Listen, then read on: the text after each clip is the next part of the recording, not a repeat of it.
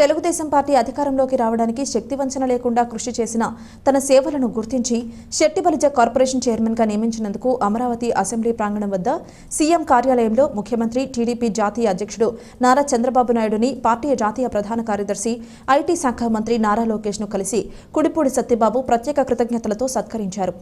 ఈ సందర్భంగా శెట్టిబలిజ సాధికార సమితి తరపున రాష్ట్ర వ్యాప్తంగా అనేక కార్యక్రమాలు చేపట్టి శెట్టిబలిజ, గౌడ, ఈడిగ, శ్రీశైన, యాత కులాల మధ్య ఐక్యత సాధించి వారందరి మద్దతుతో పార్టీ విజయానికి కృషి చేసిన కుడిపూడిని వారు అభినందించారు. పార్టీ కోసం నిస్వార్థంగా కష్టపడి పనిచేసిన నాయకులను గుర్తించి తగిన పదవులనిచ్చి ప్రోత్సహిస్తామన్నారు. రాష్ట్ర ఎక్సైజ్ మంత్రి కొల్లు రవీంద్ర, వ్యవసాయ మంత్రి కింజారపు అచ్చెన్నాయుడు, శాసనమండలి సభ్యులు దువ్వారపు రామారావు, ఏపీఎస్ఆర్టీసీ చైర్మన్ కొనకళ్ల నారాయణ తదితర పార్టీ పెద్దలను కలిసి తన విధేయతను ప్రకటించారు. రాజమహేంద్రవరం నగర శాసనసభ్యులు ఆదిరెడ్డి శ్రీనివాస్ నాయకత్వంలో పార్టీ పట్ల నిబద్ధత కలిగి ప్రభుత్వానికి మంచి పేరు వచ్చే విధంగా శెట్టిబలిజ కార్పొరేషన్ చైర్మన్ బాధ్యతలు నిర్వహిస్తారని తెలియజేశారు.